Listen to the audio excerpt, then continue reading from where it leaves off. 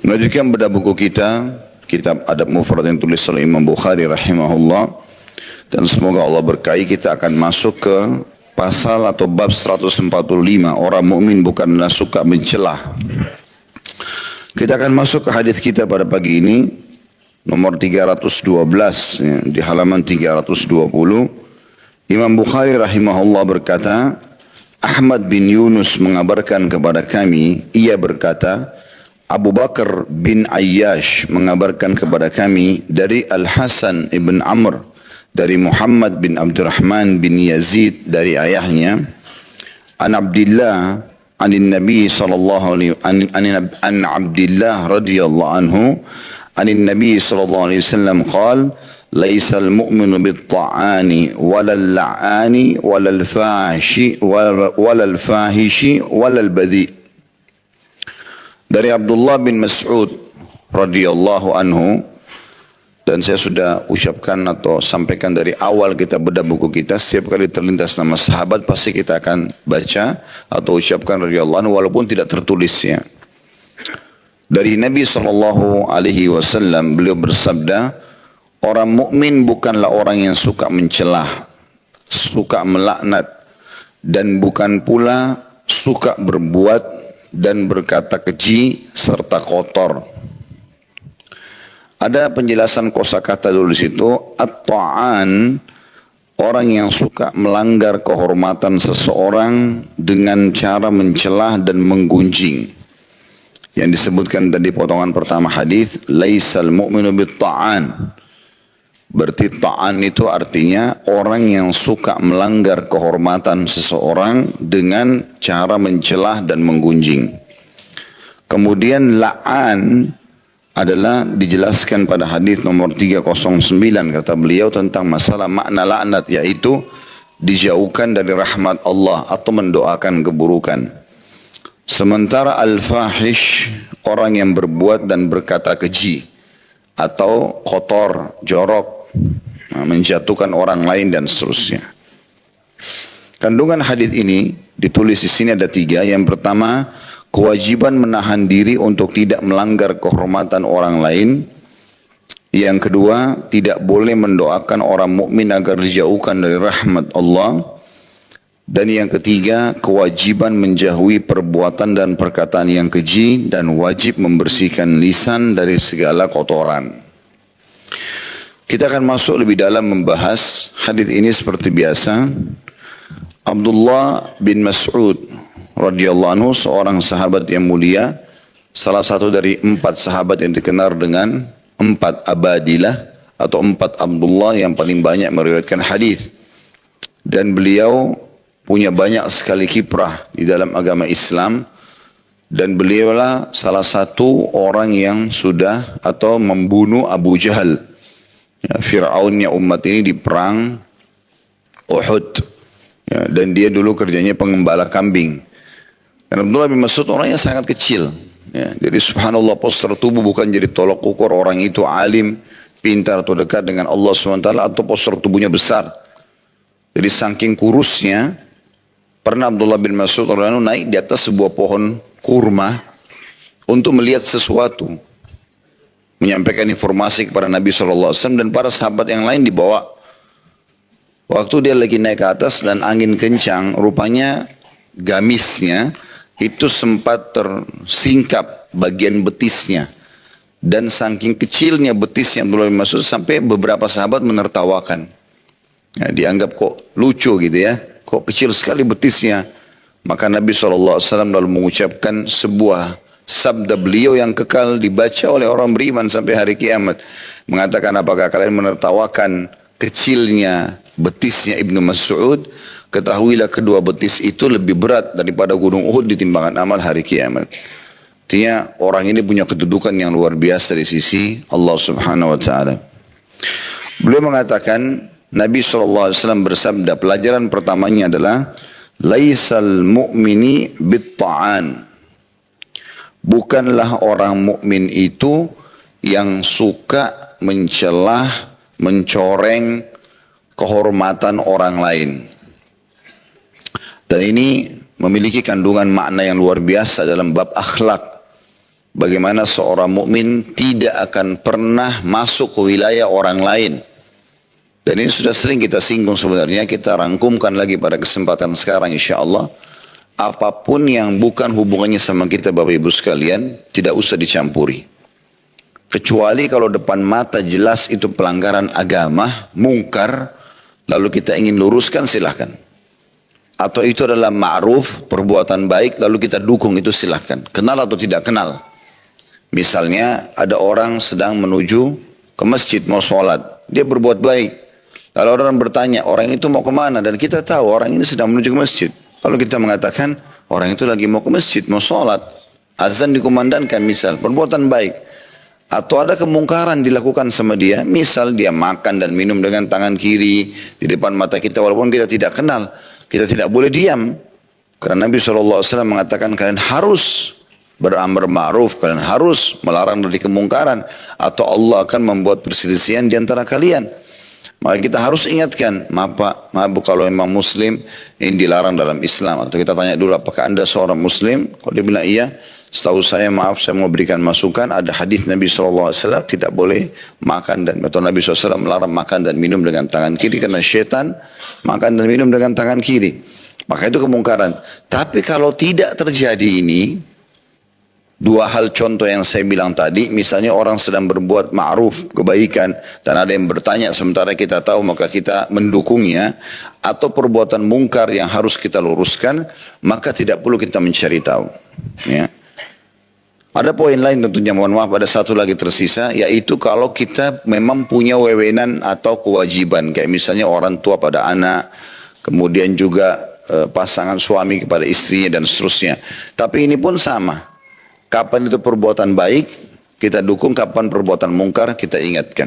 Ya. Selain daripada ini teman-teman, kita dilarang untuk masuk ke wilayah orang lain.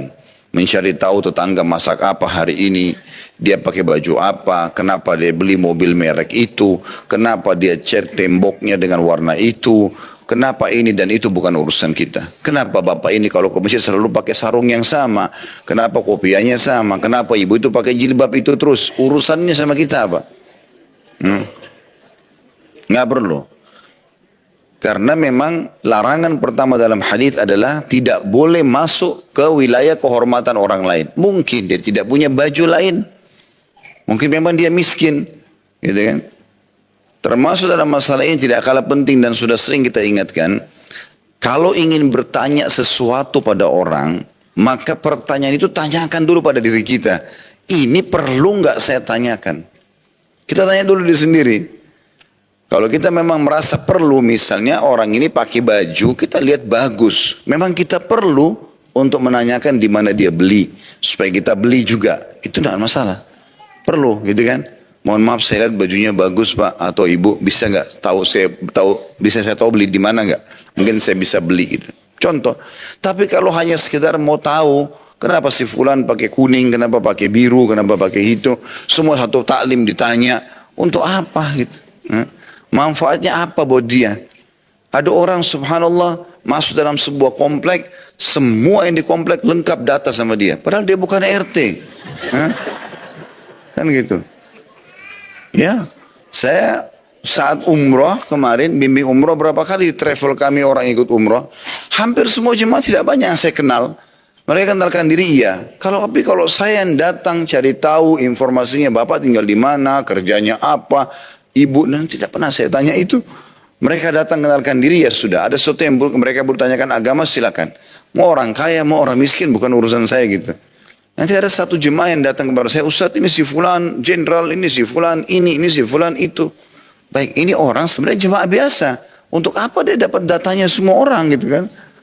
Belum tentu orang suka itu. Misal contoh, ada orang datang lalu kita tanya, ibu-ibu misalnya tanya temannya, mana suamimu?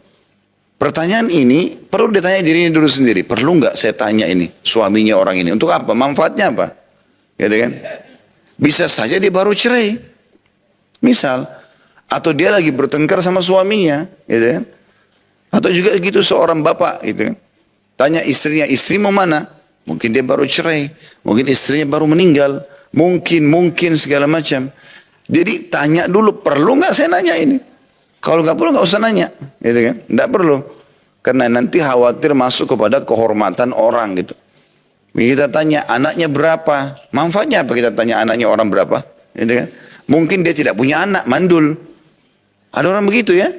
Saya pernah duduk sama beberapa orang ikhwah, waktu ngobrol ternyata ada yang bertanya masalah anak.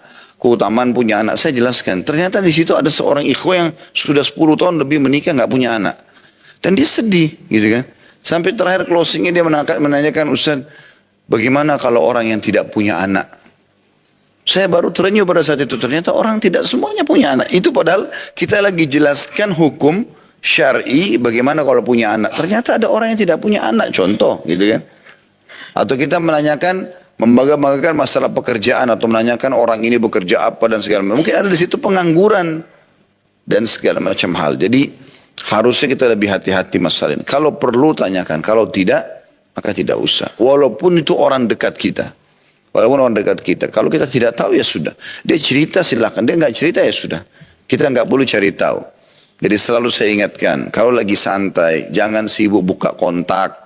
Cari siapa orang yang harus dicari informasinya hari ini, ya. Sibuk dengan itu, WA orang, baca grup ini.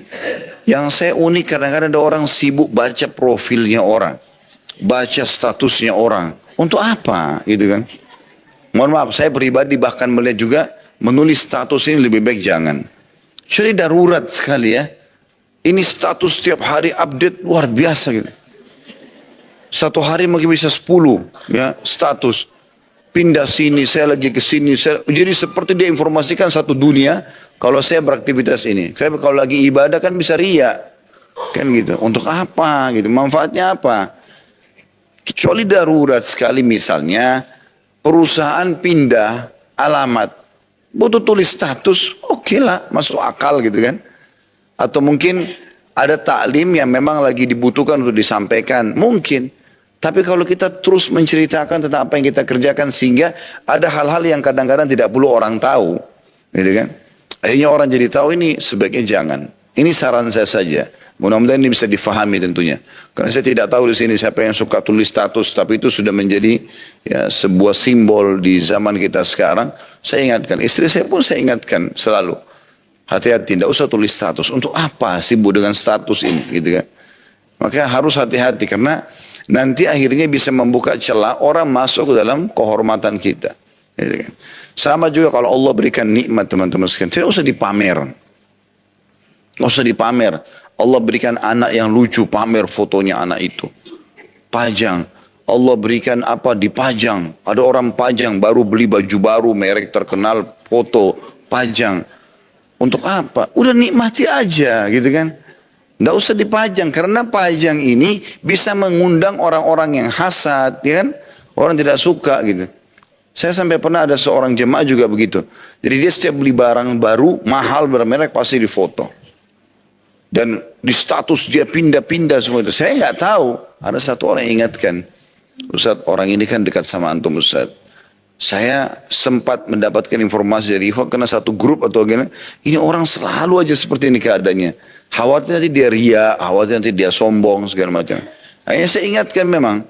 Akhi Afwan mau berikan masukan. Antum kalau Allah karunia rezeki, beli barang-barang yang antum sukai. Allah juga mudahkan itu memang antum dapatkan. Nikmati saja. Nggak usah dipamer sama orang. Karena pamer ini bisa masuk bab kesombongan, bisa ujub, berbangga-bangga. Ini kan semua dosa besar ya. Dan bisa yang lebih parah lagi mengundang ainnya orang. Bisa hasad. Orang hasad, orang tidak bisa beli. Antum beli tas harga 50 juta. Orang kadang-kadang beli di pasar kaki 5 ribu, 10 ribu gitu kan. Mungkin 50 juta bisa jadi modal usaha bagi sebagian orang gitu kan. Untuk apa dipajang? Ini contoh-contoh saja. Jadi memang dari satu sisi kita sendiri nggak boleh mencampuri ya kehormatan orang lain dengan banyak bertanya. Di sisi lain kita pun tidak boleh membuka supaya orang banyak bertanya, gitu kan? Biasa saja, selesai, gitu kan?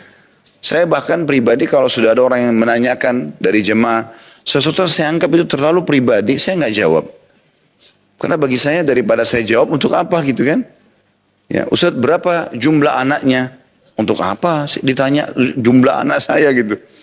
Manfaatnya apa? Bagi saya nggak ada manfaat gitu kan. Kecuali kalau memang ada sesuatu misalnya, saya lagi daftar anak saya di sekolah, kemudian ditanya anak yang keberapa, mungkin sekolah butuh datanya, ya iya, gitu kan.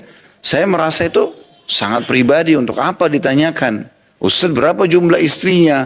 Untuk apa ditanya? Manfaatnya buat antum apa?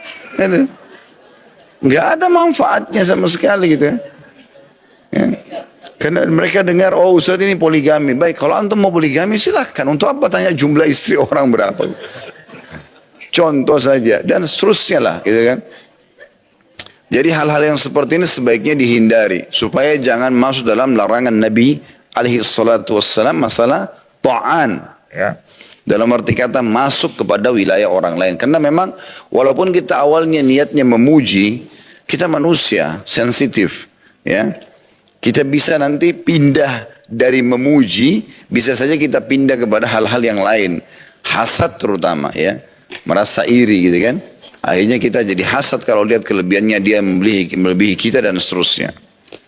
Kemudian larangan yang kedua, peringatan dalam hadis adalah orang mukmin juga bukan la'an. Dan la'an artinya mendoakan keburukan buat orang lain. Ya. Jadi selalu saja doakan kebaikan. Walaupun keadaan orang itu dalam kondisi mungkin kita lihat melakukan banyak kemungkaran. Gitu kan? Banyak orang yang datang kepada saya mengatakan, Ustaz, saya ini disakiti karena orang utang tidak bayar. Saya begini dan begitu. Lalu saya mengatakan, lalu boleh gak saya doakan keburukan? Saya bilang boleh. Antum lagi terdolimi, boleh mendoakan keburukan. Tapi saya kasih opsi. Antum pertama doakan keburukan. Ya Allah, orang ini tidak bayar utang, butakan matanya. Ya Allah, pincangkan kakinya. Bisa saja, hak antum kan gitu. Karena lagi terdolimi kan. Dua orang terdolimi, tidak ditolak. Tapi itu murni balas dendam. Karena setelah Allah kabulkan, orang ini betul tertimpa, selesai. Antum gak dapat apa-apa. Udah gak dapat utangnya, hanya murni orang itu kena timpaan. Baik. Sekarang saya kasih opsi kedua, mau nggak? Mau Ustaz. Baik, yang kedua, doakan coba kebaikan. Ya Allah, berikan dia hidayah. Mudahkan dia supaya bayar utangnya. Kalau Allah kabulkan doa itu dan dapat hidayah, utang kita terbayar. Selama dia jadi baik, dia berbuat amal soleh, kita juga dapat pahalanya. Kan gitu. Kenapa harus menjadi orang yang buruk ini? Kenapa harus lisannya itu caci maki orang, menjatuhkan orang lain, doakan keburukan. Bahkan kadang-kadang anaknya, suaminya, istrinya didoakan keburukan. Kenapa ini? Hanya kena jengkel sedikit marah. Nah, kamu memang nakal sekali. Ibu nyesal melahirkan kamu. La haula wa la quwata illa billah. Memangnya masalah hamil dan melahirkan di tangan ibu? Kan bukan. Allah subhanahu wa ta'ala yang mengeluarkan anak itu kan gitu. Atau pernikahan pun sama. Itu juga takdir Allah subhanahu wa ta'ala. Allah memberikan. Dan pasangan yang Allah berikan itu adalah simbol kita, gitu kan? Kalau memang kita baik, insya Allah Allah datangkan orang baik itu. Dan itulah yang paling cocok buat kita. Kalau masih ada sesuatu yang salah, berarti kita harus muhasabah juga. Kenapa orang ini yang Allah berikan? Kenapa bukan yang lain? Kan gitu. Maka semua ini bisa jadi bahan muhasabah. Jadi la'an ini termasuk tidak boleh menghina dan mendoakan keburukan diri sendiri atau mengucapkan kalimat buruk atau untuk orang lain ataupun sampai benda. Dikatakan dalam riwayat-riwayat sebelum yang kita pelajari, kalau baginda Nabi alaihi salatu wassalam itu kalau dihidangkan makanan dan beliau tidak suka, para sahabat mengetahui dengan Nabi SAW tidak menyentuhnya saja. Jadi tidak perlu sampai mencaci maki atau menghina. Masa makanan begini, masa cuma begini, gitu kan? Subhanallah, saya pernah bimbing haji sekali. Allahu alam, saya ini menurut yang kita lihat saja depan mata waktu itu ya. Ada salah satu jemaah, makanan kita Masya Allah, tabarakallah. Waktu itu kami belum punya travel, masih travel orang. Saya bimbing haji beberapa tahun yang silam gitu. Kemudian makanan saya lihat Masya Allah bagus, hotel juga bagus, nggak ada masalah. Bahkan tiap hari kita makan daging gitu. Maka yang saya lihat, orang ini rupanya saya tidak tahu, tapi ada jemaah yang membahasakan waktu kami pas dari hotel pindah ke Mina di kemah, terus tiba-tiba orang lagi sholat jatuh, dia mendengkur dari mulutnya seperti suara sapi gitu. Dan lama dia pingsan, nggak sadar gitu. Setelah sadar baru alhamdulillah bergabung lagi. Tapi ada satu orang yang bilang, Ustaz, ini orang hampir tiap hari menghina makanan di hotel. Dan selalu bilang, masa kita seperti sapi dikasih makanan begini terus? Apa karena itu Allah kasih dia seperti ini? Allahu a'lam. Nikmat Allah besar, kenapa harus dihina? Bisa saja, gitu kan? Bisa saja.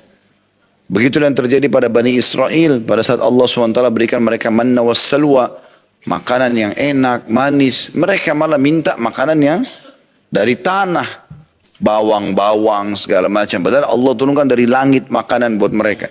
Alasannya mereka bosan, jenuh. Ini karena kufur nikmat, ya, karena kufur nikmat. Itu. Maka ini juga termasuk hal yang harus diperhatikan. Perbanyak bersyukur kepada Allah Subhanahu Wa Taala. Lisan kita masih bisa merasakan makanan. Alhamdulillah. Oh ini manis, oh ini pedas, oh ini asam, ini segala macam. Alhamdulillah. Kita masih bisa menelan. Alhamdulillah. Perut kita masih bisa mengelola sehingga sebagian jadi energi, sebagian jadi kotoran dikeluarkan. Alhamdulillah. Sebuah nikmat yang luar biasa gitu. Jangan sampai kita mengucapkan kata-kata yang tidak baik. Begitu juga dengan pakaian, begitu juga dengan tunggangan, tempat tinggal. Bersyukurlah. Karena dunia ini teman-teman, bagi seorang mukmin tempat berlalu saja. Tempat berlalu. Allah SWT sebutkan dalam banyak firman-Nya, dalam banyak juga sabda Nabi SAW tentang masalah dunia. Di antaranya, hadis riwayat Imam Muslim, kata Nabi SAW, hadis sahih, Allah telah menjadikan apa yang dikeluarkan oleh anak Adam, maksudnya dari kotoran, maaf, air seni dan juga tinja, ya Allah jadikan apa yang keluar dari anak Adam itu perumpamaan untuk dunia. Jadi dunia ini bukan target kita. Kita lalui. Apa yang Allah berikan sebagai fasilitas kita nikmati, kita lakukan sebaik mungkin untuk beribadah kepada Allah Subhanahu Wa Taala. Berapa banyak orang yang miskin di dunia, susah hidupnya tapi menjadi pangeran dan ratu di surga dengan derajat yang tinggi, gitu kan? Karena memang targetnya adalah akhirat, bukan dunia. Kalau Allah SWT berikan kita nikmat, kita syukuri, ada cobaan, kita bersabar. Itu kata kuncinya. Jadi tidak usah terlalu berlebihan dalam masalah tamak terhadap dunia ini, yang akhirnya membuat kita lupa dan lalai, gitu kan. Walaupun kita boleh mengejar yang terbaik. Ya. Kemudian selanjutnya yang ketiga, larangannya adalah walal fahish. Dan bukan juga orang yang fahish. Fahish itu pelaku perbuatan keji. Tindakannya perbuatan keji. Suka mukul, suka teriak-teriak, ya. Perbuatan dia keji. Yang keempat, walal bazi. Bazi ini sama. Keji juga, kotor, jorok, ya, kasar, tapi dari lisan. Suka mencaci maki dengan lisan, ya, dan segala macam. Ini dua perbuatan yang disebutkan langsung sekaligus fahish dan juga badhi, dilarang oleh Nabi SAW yang ada atau ada pada seorang mukmin. Ya. Jadi berarti orang mukmin itu selalu baik, santun, ramah. Memang itu sifatnya. Baik dalam kondisi dia marah ataupun dia tenang, gitu kan. Dan bukan berarti teman-teman sekalian kita mengalah dalam beberapa keadaan, berarti kita ini pengecut, tidak. Justru kita bisa nilai kedewasaan seseorang pada saat dia tidak terbawa dengan emosinya, gitu kan? Ada orang mengajak bertengkar, ada orang mengajak ribut, ada orang mengambil haknya. Dia coba ingatkan, tidak mau dengar ya sudah ditinggalkan sama dia. Dengan penuh keyakinan kalau Allah Subhanahu Wa Taala Maha melihat, Maha mengetahui, dan Allah punya cara menghukum orang-orang yang salah, dan Allah memberikan dukungan dengan caranya juga orang-orang yang benar. Jadi tidak perlu kita khawatir sebagai seorang mukmin. Hadis selanjutnya nomor 313. Kata Imam Bukhari rahimahullah, Khalid bin Makhlad mengabarkan kepada kami, ia berkata, Sulaiman bin Bilal mengabarkan kepada kami dari Ubaidullah bin Salman dari ayahnya, an Abi Hurairah radhiyallahu anhu anin Nabi sallallahu alaihi wasallam qala la yanbaghi lidzil wajhaini an yakuna amina. Dari Abu Hurairah radhiyallahu anhu dari Nabi sallallahu alaihi wasallam, beliau bersabda, orang yang bermuka dua atau munafik tidak layak menjadi orang yang dipercaya. Ada penjelasan kosakata di situ, dzul wajhain. Maksudnya orang yang memiliki dua wajah adalah orang-orang munafik. Mereka memuji satu kelompok dan menghina kelompok lain. Imam Nawawi rahimahullah berkata, orang-orang munafik adalah orang-orang yang mendatangi satu kelompok lalu menampakkan sikap seolah-olah dirinya menjadi bagian dari mereka dan menyelisihi musuh kelompok tersebut. Kandungan hadis yang pertama, orang yang bermuka dua adalah orang yang menghiasi aib yang ada pada satu kelompok tapi menjelek-jelekkannya di kelompok lain dan mencela setiap kelompok tidak di depannya tapi di depan kelompok lainnya atau lawannya. Perbuatan ini tercela. Yang kedua, orang yang terpuji adalah orang yang memuji masing-masing kelompok di hadapan kelompok lain dengan tujuan mengislah atau mengadakan perbaikan dan perdamaian di antara dua kelompok.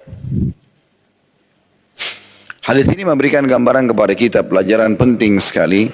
Salah satu akhlak seorang muslim, dia tampil apa adanya. Sering kita ingatkan itu.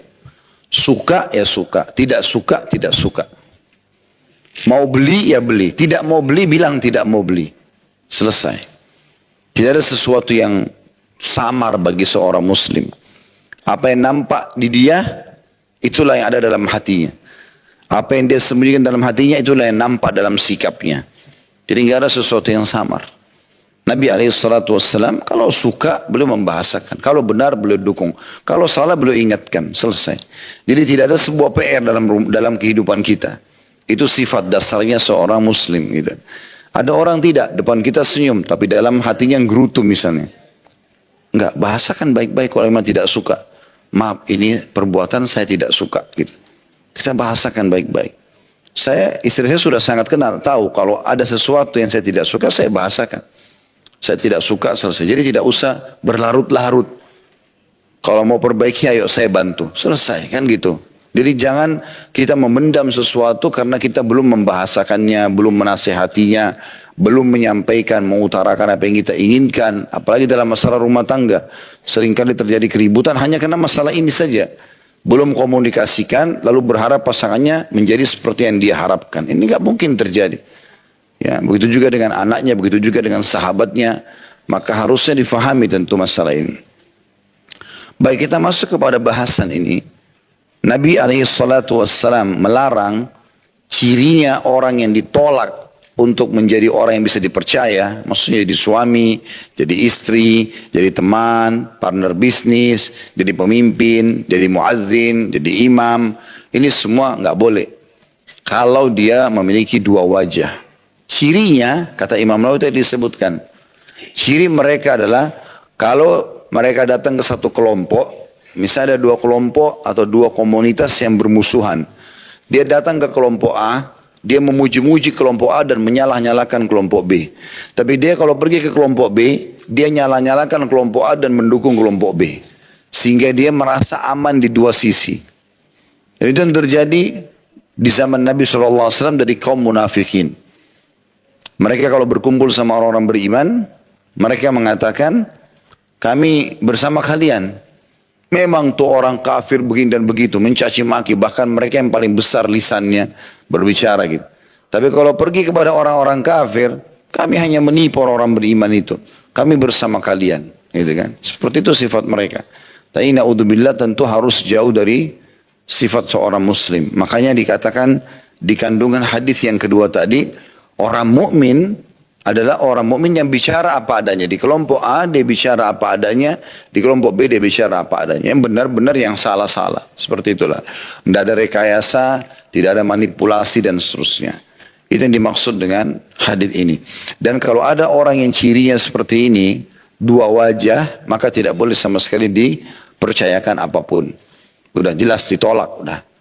Dia mau menjadi seperti apa terserah dia. Pokoknya untuk dapat jabatan di masjid misalnya, di yayasan, di lembaga, di instansi atau di persahabatan, di komunitas, yang semua tidak boleh ada. Jadi memang orang mukmin harus bersih dari semua sifat-sifat seperti ini. Karena kalau ada satu orang yang punya virus seperti ini, masalah dalam hidupnya ini, maka akan menyebar kepada yang lainnya. Kalau ada satu pegawai kita di kantor pemalas, maka bisa menyebar malas itu. Ya.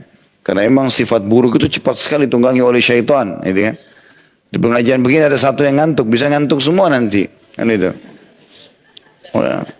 Makanya kalau yang ngantuk itu diulus-ulus belakangnya oleh temannya sama jenis tentunya. Jangan ngantuk ya. Karena bisa nyebar. Lama-lama saya juga ikut tidur kan. Jadi ini contoh-contoh saja. Kita pindah ke hadis selanjutnya 314. Imam Bukhari berkata rahimahullah, Amir bin Marzuq mengabarkan kepada kami, ia berkata, Syu'bah mengabarkan kepada kami dari Abu Ishaq, dari Abul Ahwas, an Abdullah radhiyallahu anhu qala, al-amu akhlaqil mu'minil fuhsh. Dari Abdullah bin Mas'ud radhiyallahu anhu beliau berkata, akhlak orang mukmin yang paling hina adalah sifat keji. Yang dimaksud dengan al-la'am atau al-amu, ya. Al-la'am lawan dari al-karam. Maksudnya adalah berkumpulnya sifat-sifat buruk seperti kikir, merendahkan orang lain, kasar dan lain-lain dalam diri seseorang. Sementara kandungan hadisnya adalah dalam hadis ini kita dapat mengetahui tercelanya perbuatan dan perkataan keji seseorang. Hadis ini sama masih membahas tentang masalah akhlak mulia bagi seorang mukmin. Tentunya bahwasanya orang mukmin tidak cukup dengan simbolik saja, misalnya pakaiannya, penampilannya, atau ibadahnya secara global. Tapi harus bertemu antara semua jenis ibadah-ibadah yang dia lakukan dari sholat, dari puasa, dari sedekah, dari haji dengan akhlaknya. Ini harus dikombinasikan. Kalau dia bisa mempertemukan antara sholatnya, antara puasanya, antara apa saja yang dilakukan dari kebaikan ibadah dengan akhlak yang baik, dia juga santun, dia juga ramah, dia juga dermawan segala macam, maka ini baru dikatakan sempurna keimanannya. Tapi kalau orang itu mukmin iya, mukminah iya, pakaiannya syar'i, bagus. Kalau pengajian selalu hadir, selalu nulis dan seterusnya. Tapi kita temukan lisannya tajam, suka caci maki orang ini. Semua orang digosipin sama dia. Berarti nggak benar. Ya. Tadi yang disebutkan dalam hadis ini, sebagaimana sering kita dapatkan itu ya di majelis-majelis taklim sekarang, ya sudah mulai faham agama. Mereka sudah tinggalkan zina, mulai mau tinggalkan riba, mulai ini. Tapi nggak ditinggalkan gosip, ghibah. Di majelis taklim jadi majelis gosip. Oh si fulan itu baru cerai sama suaminya, si fulan baru cerai sama istrinya. Oh itu si fulan itu kemarin anaknya masuk penjara, si fulan begini dan begitu, macam-macam. Jadi mencari informasi yang aneh-aneh tentang orang gitu. Tidak usah teman-teman sekalian, datang majelis belajar. Sibukkan diri dengan ilmu. Ada seseorang pernah hadir di majelisnya Iyas Al-Muzani rahimahullah, salah satu ulama tabi'in. Dulu di ujung, nggak banyak bicara orang itu. Dia dengarkan terus apa yang manfaat ditulis sama dia. Bertahun-tahun begitu. Lalu Iyas Al-Muzani rahimahullah orang cerdas, ulama besarnya muslimin. Sampai dikatakan dalam pepatah, kalau mau lihat kecerdasan, lihat kecerdasan Iyas Al-Muzani. Teman-teman bisa ketik tentunya di Google banyak artikel tentang Iyas Al-Muzani. Juga ceramah saya pernah ceritakan beberapa cuplikan tentang beliau. Yang jelas, dia tanya orang itu. Dia bilang di antara semua orang yang hadir, hampir semuanya pernah bertanya, kenapa anda nggak pernah bertanya sekian tahun?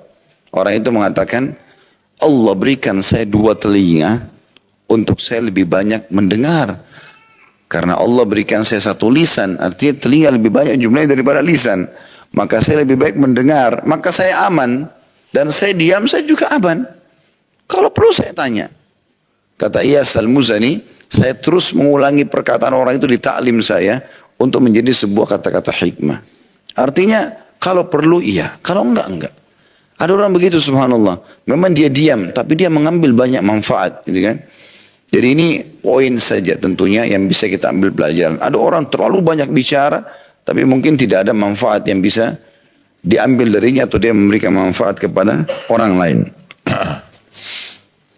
Kemudian di dalam hadis yang terakhir kita dalam bab ini nomor 315 Imam Bukhari berkata rahimahullah, Muhammad bin Abdul Aziz mengabarkan kepada kami, ia berkata, Marwan bin Muawiyah mengabarkan kepada kami, ia berkata, Muhammad bin Ubaid Al-Kindi Al-Kufi mengabarkan kepadaku dari ayahnya, ia berkata, Sami'tu Ali bin Abi Talib radhiyallahu anhu, di sini katakan salawatullahi alaih, yaqul lu'ina al-la'anun qala Marwan alladhina yal'anuna an-nas. Aku mendengarkan Ali bin Abi Thalib radhiyallahu anhu mengatakan para pelaknat akan dilaknat. Marwan berkata maksudnya adalah orang yang suka melaknat orang lain. Kandungan hadis ini tercelah orang yang suka melaknat orang lain. Selain itu orang tersebut tidak akan aman dari celaan orang lain. Tentu pelajaran yang bisa kita ambil teman-teman sekalian, sudah menjadi sistem yang Allah SWT ciptakan. Anda kalau berbuat baik sama orang, misal kita senyum, kita ramah, responnya sama. Kalau kita pukul, celah, responnya sama. Sunnatullah. Kecuali orang itu tidak normal. Kita senyum lalu dia pukul, itu lain, aneh, nggak mungkin. Tapi sudah menjadi sunnatullah, kita senyum, kita ramah, balasannya orang begitu. Kita beri, kita juga diberikan begitu. Tapi kapan kita mengganggu, kita mencela, akan sama responnya. Anda bisa menentukan jalan Anda dari situ. Selama kita tidak punya masalah sama orang lain, kita selalu baik, maka akan responnya sama. Kalau ada orang yang coba bertolak belakang dengan sikap baik kita itu, berarti orang itu tidak baik. Sebagaimana Nabi SAW sudah melakukan yang terbaik, memiliki akhlak yang sempurna. Bahkan Allah puji dalam surah Al-Qalam, A'udzu billahi minasyaitonir rajim wa innaka la'ala khuluqin azim. Hai Muhammad, kau benar-benar memiliki akhlak yang sangat mulia. Tapi masih ada orang munafik, ada orang kafir yang benci beliau. Itu tidak dihitung dalam kehidupan Nabi SAW. Karena memang orang yang membenci beliau adalah orang-orang yang sudah tidak baik. Seperti itu kurang lebih tolak ukurnya. Kalau kita sudah baik, ada yang membencinya berarti orangnya tidak benar. Gitu kan? Yang penting kita sekarang selalu memberikan yang terbaik. Selalu kita berikan. Karena apa yang kita berikan kepada orang akan seperti itu responnya. Teman-teman kalau sakit, ingin ada yang menjenguk. Sering jenguk orang sakit. Karena itu juga ibadah gitu kan. Yang kata Nabi SAW, siapapun yang menjenguk saudaranya di pagi hari, walaupun sesaat, Allah akan berikan kepada dia atau utus kepada dia 70.000 malaikat, atau Allah siapkan 70.000 malaikat yang memohon ampun untuknya sampai sore hari. Misalnya pagi begini, mampir ke rumah sakit 10 menit, 15 menit lalu kita pulang. Itu dari kita masuk ke rumah sakit itu sampai sore nanti 70.000 malaikat ini memohon ampun buat kita. Bukan satu malaikat. Saya sudah cukup 70.000. Dan siapa yang menjenguk saudaranya di sore hari, Allah juga siapkan 70.000 malaikat memohon ampun sama dia sampai pagi hari. Itu kan luar biasa gitu. Contoh saja. Sering jenguk orang sakit berarti menandakan nanti responnya akan sama. Padahal Anda sakit juga akan dijenguk. Ada orang sakit gak ada yang jenguk sama sekali. Karena memang dia selama hidup tidak pernah jenguk orang gitu. Si fulan sakit, ya sudah tersah. Dia gak pusing pokoknya, tidak mau tahu gitu kan. Baik itu kerabatnya, orang dekat sama dia, maka ini aneh ini. Lalu kemudian dia berharap nanti dia dijenguk orang, nggak mungkin. Selama ini dia nggak pernah memberi misalnya. Lalu kemudian satu waktu dia butuh bantuan, lalu dia harap dia bisa dikasih, nggak bakal mungkin terjadi. Selama ini dia kasar, lalu dia berharap orang lembut sama dia, nggak mungkin. Gitu kan. Respon itu akan terjadi sesuai dengan perbuatan dan sikap kita. Ya, ada seseorang kerabat kami pernah haji. Rupanya dia cerita, dan di antara jemaahnya satu orang tokoh di Indonesia gitu. Orang ini punya jabatan, dia lagi tawaf, rupanya dia berpisah dengan jemaah, lalu dia masuk dalam tawaf. Waktu tawaf, dia selesai tawaf, dia pulang, lalu dia mengatakan, tadi saya lagi tawaf, saya ditampar oleh orang. Kata orang itu. Terus kata kerabat saya ini, kira-kira menurut bapak kenapa sebabnya? Dia bilang, tadi saya sempat mau marah. Tapi yang tampar saya kan lebih besar badannya, saya tidak jadi marah. Ternyata dia lagi tawaf, kemudian dia jalan. Orang ini punya kedudukan gitu kan. Seorang jenderal di Indonesia, kemudian dia tawaf.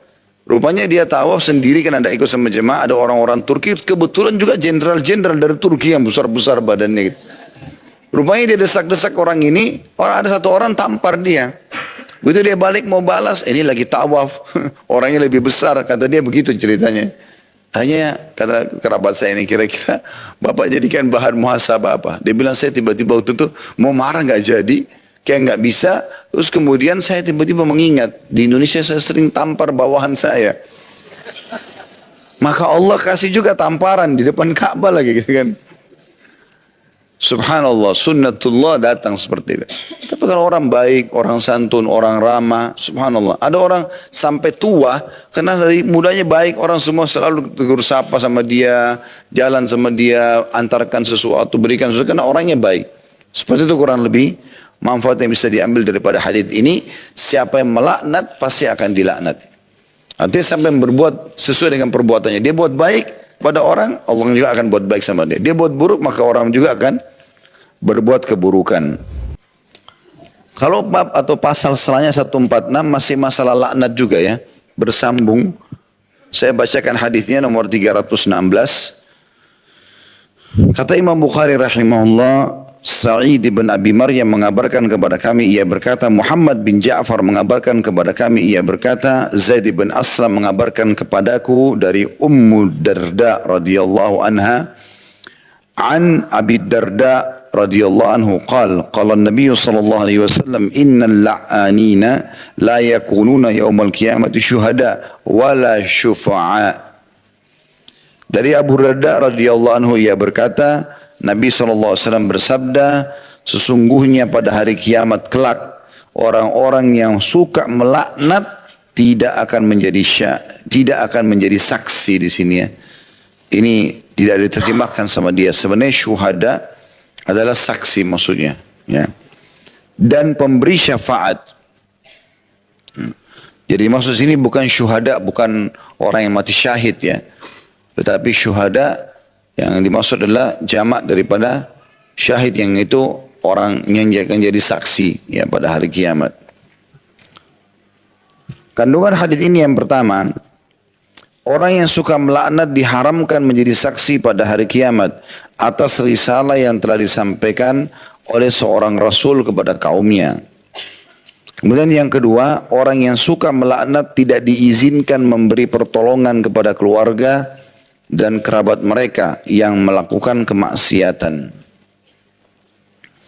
Hadis ini hadis mulia tentunya, menjelaskan tentang, kalau tadi menyebutkan hadis sebelumnya tentang kondisi orang yang suka melaknat di dunia, arti akan mendapatkan respon yang sama, suka doakan orang keburukan, suka jahat, maka akan respon yang sama dari orang-orang. Kalau ini adalah hukuman di akhirat. Hukuman di akhirat. Ada dua hal besar yang Allah Subhanahu wa taala berikan kepada umat Muhammad SAW pada hari kiamat. Yang pertama, mereka jadi saksi terhadap umat-umat yang lain. Sebagaimana nanti disebut atau salah satunya disebutkan dalam hadis yang sahih bahwasanya Nuh alaihissalam akan didatangkan pada hari kiamat. Kemudian Allah berfirman kepada Nuh atau berkata kepada Nuh, begitu juga dengan kaumnya. Hai Nuh, apakah kau sudah menyampaikan risalah yang sudah aku bebankan kepadamu? Nuh mengatakan iya. Lalu Allah SWT tanya kaumnya yang kafir, yang Allah tenggelamkan, apakah Nuh sudah sampai kepada kalian dan menyampaikan risalah dariku? Mereka mengatakan tidak. Gitu kan? Lalu Allah SWT bertanya kepada Nuh, siapa yang akan jadi saksimu? Maka berkatalah Nuh alaihissalam, Muhammad dan kaumnya, atau Muhammad dan umatnya. Maka kita pun didatangkan bersama Nabi SAW, lalu kita semua memberikan kesaksian bahwasanya memang Allah telah menurunkan surah dalam Al-Quran namanya surah Nuh. Ada juga surah Al-Anbiya yang menceritakan tentang Nabi Nuh pernah menyampaikan risalah 950 tahun, kaumnya menolak, lalu terjadilah banjir besar, bagaimana anaknya Nabi Nuh, Kanaan juga tenggelam dan seterusnya, gitu kan. Maka kita akan jadi saksi hari kiamat. Dan hampir semua umat-umat yang memungkiri tentang risalah nabinya, kita akan menjadi saksi pada hari kiamat. Dan ini khusus untuk orang yang lisannya suka mendoakan keburukan, tidak ikutan di sini. Dipisahkan dari umat Muhammad SAW. Ya, dan ini tentu kebanggaan sendiri pada hari kiamat. Kita bergabung bersama Nabi SAW, kita memberikan kesaksian umat sebelum kita. Ini sebuah kebanggaan tersendiri. Tapi mereka akan disendirikan karena lisannya suka mendoakan keburukan. Ya. Yang kedua diberikan kepada umat Muhammad SAW adalah memberikan syafaat, pertolongan. Ya, kalau seandainya seseorang di antara kita, dan insya Allah kita termasuk itu, memiliki amal yang besar, misalnya amal solehnya banyak, Allah kabulkan, Allah terima semua amalnya. Misal dia punya 1 juta amal, gitu kan. Dosa dia mungkin cuma 1, 2, 100, 1000, maka dia masuk surga, gitu kan. Nah, selisih antara dosa dia dengan pahalanya Misal pahala dia 1 juta, dosanya cuma 1000. Masih banyak ya kelebihan pahala dia. Dia boleh memberikan syafaat keluarganya sejumlah kelebihan pahala dia, tapi bukan diberikan kepada kerabatnya, nilainya saja. Berarti kalau ada ibunya butuh 1000 pahala bisa dibantu sama dia, tapi bukan dikasih pahala ke ibunya. Hanya Allah subhanahu wa ta'ala memberikan dia kesempatan memberikan syafaat sesuai dengan kelebihan pahalanya dia. Gitu kan. Kalau ada ayahnya butuh 3000 dibantu sama dia 3000 dan seterusnya. Sampai nilai pahala itu selesai. Maka dia tidak bisa bantu lagi. Gitu kan. Itu namanya syafaat. Ada orang bisa memberikan syafaat 1 orang. Ada bisa memberikan syafaat 2 orang. Ada bahkan dari umat Muhammad SAW yang bisa memberikan syafaat sampai 100.000 orang. Kata Nabi SAW sesungguhnya dalam hadis sahih akan ada dari umatku yang memberikan syafaat pada hari kiamat seperti suku Mudar. Suku Mudar ini suku yang jumlahnya di atas 100.000 orang. Karena banyaknya amal solehnya sampai banyak orang yang dia bisa selamatkan. Dengan dia membantu akhirnya orang-orang pada selamat masuk ke dalam surga. Ya, itu namanya syafaat. Nah khusus untuk orang yang suka melaknat walaupun amalnya banyak, maka tetap saja tidak bisa memberikan pertolongan kepada kerabat-kerabat dia. Maka disebutkan di sini manfaat atau kandungan hadis yang kedua, orang yang suka melaknat tidak diizinkan memberikan pertolongan kepada keluarga dan kerabat mereka yang melakukan kemaksiatan. Tidak bisa saja butuh bantuan, tapi kita tidak bisa membantu naudzubillah karena justru melaknat. Jadi semoga kita termasuk orang yang tentu jauh dari sifat laknat ini dan juga punya amal soleh yang banyak sehingga kita bisa membantu kerabat-kerabat dan orang yang kita kenali tentunya. Hadis selanjutnya nomor 317. Imam Bukhari berkata rahimahullah, Abdul Aziz bin Abdullah mengabarkan kepada kami, ia berkata, Sulaiman bin Bilal mengabarkan kepada kami dari Al-Ala dari ayahnya, An Abi Hurairah radhiyallahu anhu qala an-nabiy sallallahu alaihi wasallam la yanbaghi lis-siddiqi an yakuna la'ana. Dari Abu Hurairah radhiyallahu anhu dari Nabi sallallahu alaihi wasallam, orang yang siddiq kata Nabi SAW atau membenarkan imannya dengan amal tidak pantas menjadi seorang pelaknat. Penjelasan hadisnya adalah celaan atas sikap suka melaknat dan orang yang jujur tidak dibolehkan melaknat orang lain karena kedudukannya yang tinggi, yaitu berada di bawah kedudukan para nabi pada hari kiamat nanti. Kesimpulannya tentunya adalah tetap sama dengan sebelumnya tadi, orang mukmin tidak boleh melaknat. Jadi biar orang itu kelihatannya bercahaya wajahnya, tiap hari bersedekah, baca Quran, tapi kalau lisannya suka menghina orang lain, maka percuma saja. Ini sesuai dengan hadis yang pernah kita pelajari ya. Ada seorang sahabat berkata kepada Nabi SAW di masjid. Kebetulan ada 2 orang wanita di Madinah menjadi buah bibir orang pada saat itu. Yang satu kata seorang sahabat, ya Rasulullah, fulana. Tidak disebut namanya. Karena memang sunnah Nabi tidak menyebutkan nama orang. Kita cuma bilang ada orang begini misalnya. Dan sahabat sudah tahu siapa yang dimaksud sebenarnya. Nabi SAW juga sudah tahu. Mengatakan tidak pernah ketinggalan sholat malam. Tidak pernah ketinggalan puasa di siang hari. Jadi selalu luar biasa ibadahnya. Tetapi lisannya tajam, menyakiti tetangganya. Kata Nabi SAW, La khaira fiha hiya finnar. Nggak ada kebaikannya wanita itu, pasti masuk neraka. Padahal selalu sholat malam, selalu puasa. Karena buruknya lisannya suka mencaci maki orang, melaknat di sini. Maka akhirnya masuk neraka. Lalu kata sahabat tersebut, ya Rasulullah, ada fulanah juga, ada wanita lain di Madinah. Sesungguhnya tidak terkenal dengan ibadahnya. Dia sholatnya iya, tapi tidak seperti yang pertama. Ya, puasanya juga iya, tapi tidak seperti yang pertama. Cuma orangnya tidak pernah nyakiti orang dengan lisan yang lain. Tidak pernah nyakiti orang dengan lisannya. Kata Nabi SAW, kebaikan ada padanya dan dia masuk surga. Dan dia masuk surga. Jadi pentingnya di sini sebagaimana kita bilang tadi sebelumnya, menggabungkan antara amal-amal ibadah yang kita kerjakan dari sholat, dari puasa, dari sedekah, dari haji, dengan juga menjaga akhlak kita. Dan tolak ukur akhlak bisa dilihat dari lisannya seseorang. Kalau lisannya suka mengucapkan kalimat-kalimat buruk, menjatuhkan orang lain, gosipin orang lain, berarti percuma saja. Karena akan ada dosa-dosa yang berat yang dia dapatkan yang nanti bisa berimbang dengan amal solehnya. Tapi yang benar adalah orang mukmin mereka selalu jauh daripada sifat-sifat seperti ini, laknat dan seterusnya. Ya, sudah kita jelaskan panjang lebar dari awal materi tadi. Kemudian di sini Nabi SAW menyebutkan tentang masalah Siddiq. Siapa Siddiq itu? Ya, di antara sahabat Abu Bakar mendapatkan julukan Siddiq. Di situ dalam kurung dijelaskan maknanya membenarkan imannya dengan amal. Artinya sudah beriman dengan keenam rukun iman, lalu dia sibukkan mengisi sisa umurnya dengan amalnya. Kelima rukun Islam dan yang wajib dan juga diikuti dengan sunnah-sunnahnya. Dan itu semua dilakukan dengan kepercayaan dan keyakinan. Itu namanya Siddiq. Makanya Abdullah bin Mas'ud berkata radhiyallahu anhu, kami tidak ada bedanya sama Abu Bakar dari sisi solat. Karena Abu Bakar solat, kami solat. Dari sisi puasa, Abu Bakar puasa, kami puasa. Sedekah juga kami sedekah. Haji, jihad, semua kami kerjakan. Tapi kami tidak bisa menyamai Abu Bakar di keyakinannya.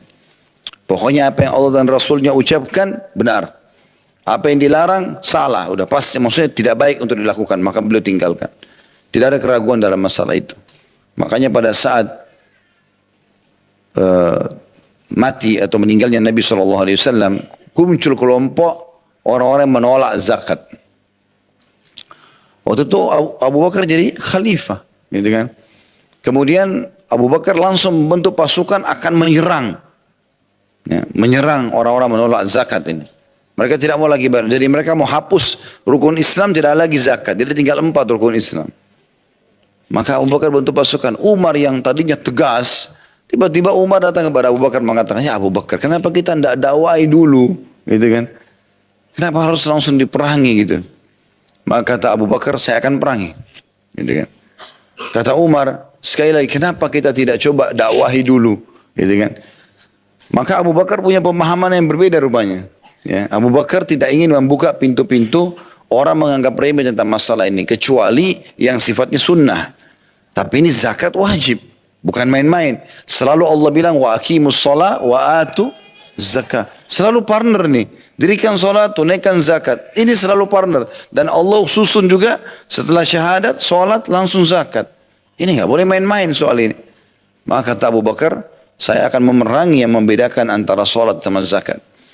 Lalu kemudian Abu Bakar memegang bajunya Umar. Abu Bakar yang terkenal orangnya lembut gitu. Umar orangnya tinggi besar, tegas.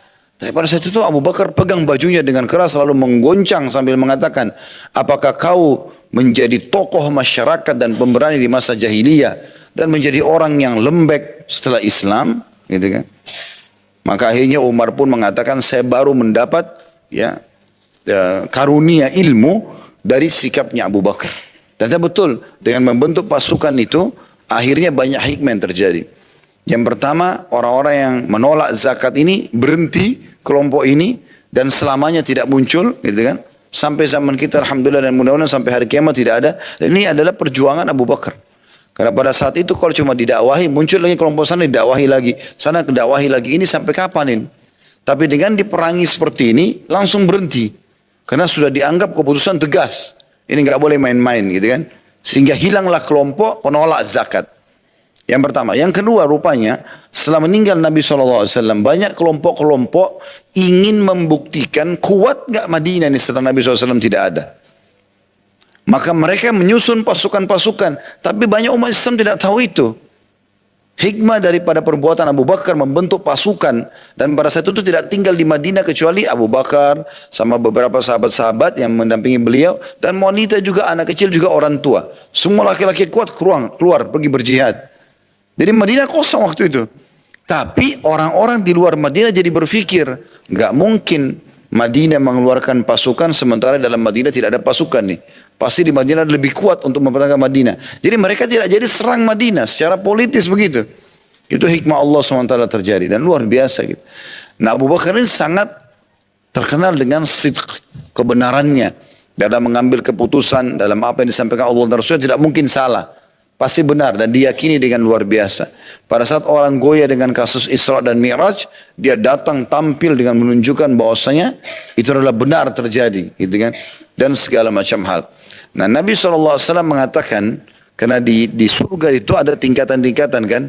Selalu kita bilang minan nabiyyin, was-siddiqin, was-syuhada, was-salihin. Ada 4 golongan penghuni surga tertinggi kan. Para nabi-nabi, kemudian orang-orang siddiq, kemudian syuhada, orang mati syahid, dan juga orang yang saleh gitu kan. Ini teman-teman tingkatan, makanya dikatakan dalam manfaat hadis di sini penjelasannya, siddiq ini derajat langsung di bawah para nabi-nabi.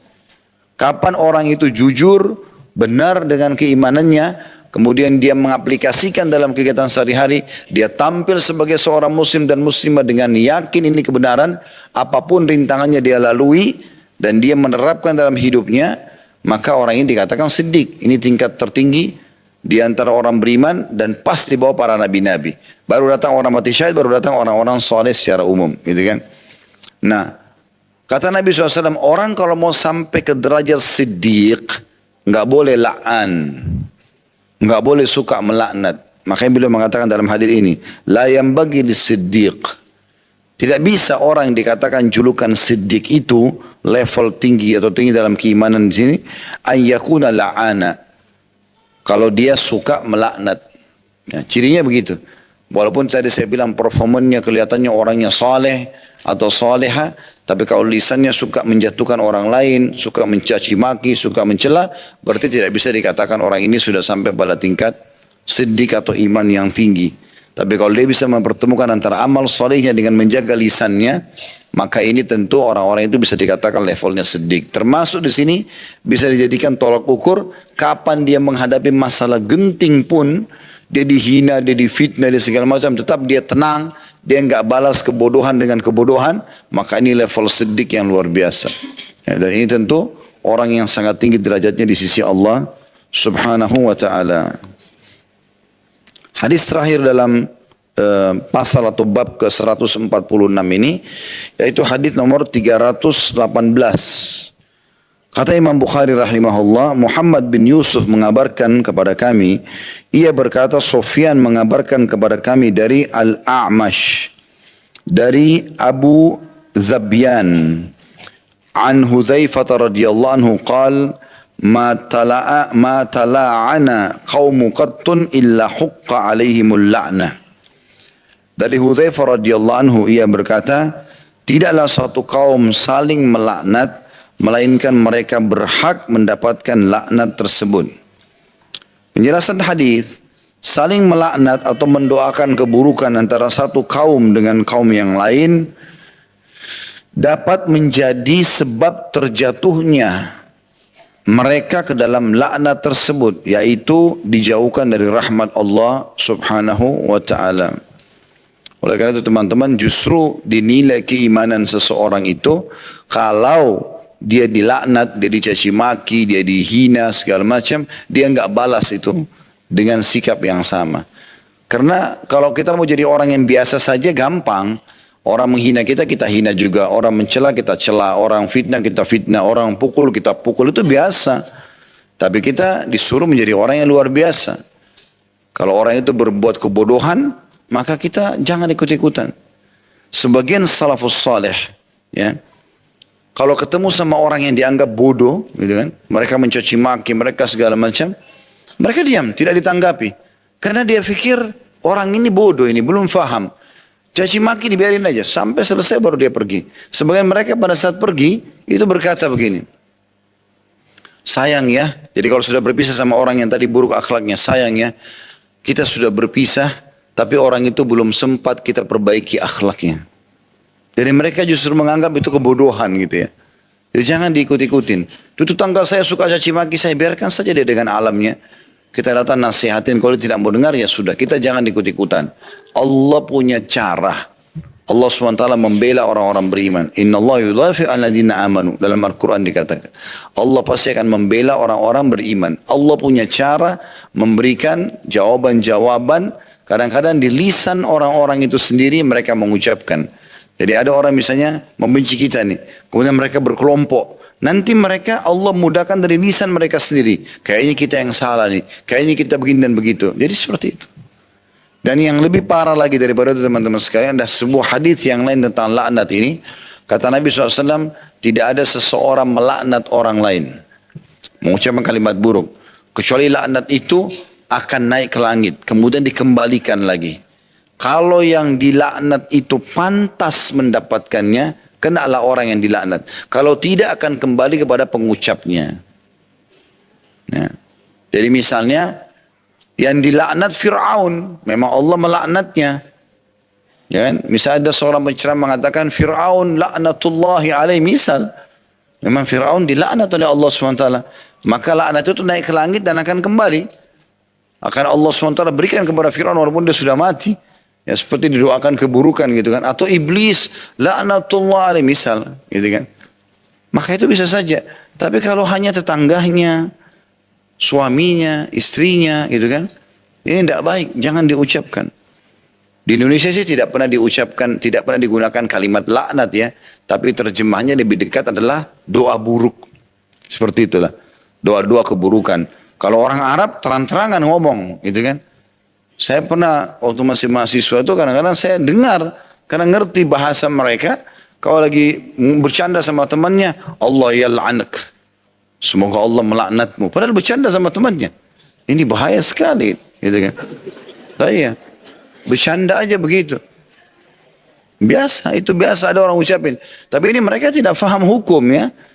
Jangan berarti orang Arab lalu dianggap faham hukum semua. Tidak. Abu Jahal, Abu Lahab orang Arab masuk neraka gitu. Ya.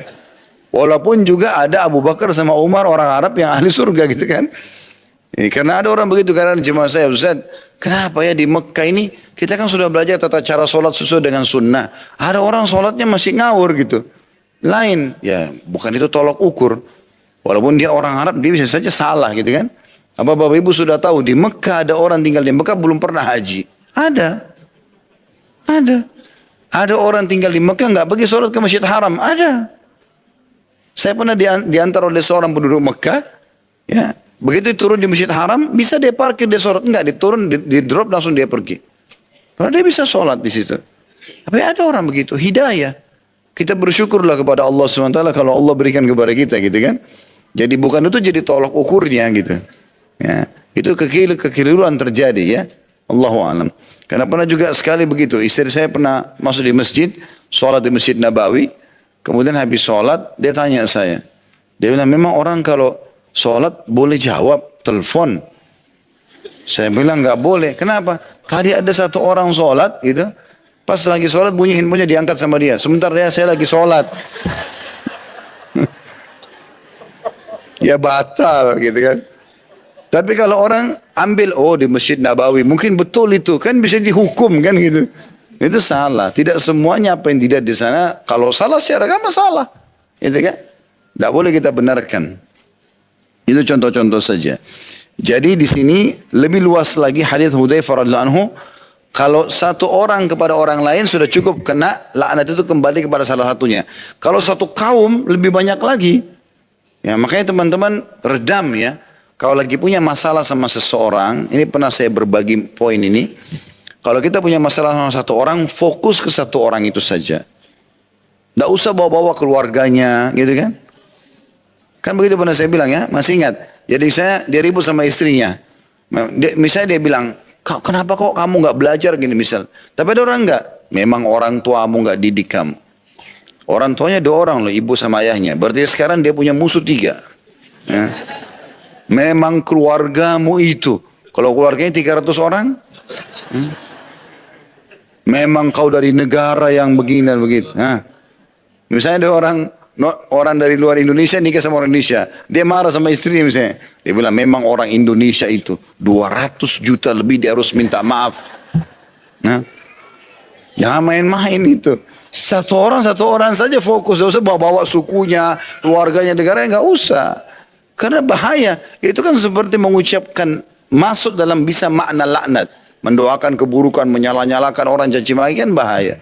Jadi nggak usah. Satu orang itu pun hikmah dalam syariat kita adalah fokus kepada kesalahan yang satu. Misal pasangan kita buat satu kesalahan, ya itu aja yang diperbaiki. Nggak usah semua diobok-obok gitu. Ya. Semua yang jadi salah, kayak tidak ada kebaikannya. Makanya kata Nabi SAW, tidak layak bagi seorang laki-laki mukmin membenci istrinya yang mukminah. Kalau dia mendapatkan satu kekurangan, dia bisa dapat kelebihan di sifat yang lain. Karena manusia tidak semuanya sempurna gitu kan. Justru yang kurang itu kita bantu dia supaya keluar dari kekurangan tersebut. Itu contoh saja. Maka hati-hati karena di sini dikatakan tidak ada ya penjelasan hadis ya. Maaf, dalam hadisnya Hudzaifah berkata radhiyallahu anhu, tidaklah satu kaum saling melaknat makin banyak orang melainkan mereka berhak mendapatkan laknat tersebut, malah kembali kepada mereka semua. Jadi jangan karena hanya mau memberikan dukungan kepada orang yang kita cintai lalu kemudian kita tidak mau tahu dia salah atau dia benar, ikut-ikutan mencaci maki, gitu kan? Ini hati-hati mencaci maki pasangan teman kita yang kebetulan dia lagi curhat tentang pasangannya atau tentang pekerjaannya atau tentang kantornya. Kita tidak tahu apa-apa hanya karena kepedulian terhadap teman atau siapa yang sedang kita hadapi sekarang bicara lalu kita ikut-ikutan melaknat atau mencaci maki. Ini berbahaya sekali. Ada orang begitu panen dosa tanpa dia lakukan. Untuk apa? Hanya menunjukkan kepedulian sama orang. Jangan ikut-ikutan. Bukan urusan kita, tutup kuping, pergi saja. Enggak usah ikutin. Ya, kecuali memang betul-betul kita ahlinya, kita harus memecahkan, membantunya itu boleh. Kalau enggak usah. Ya, Allahu a'lam.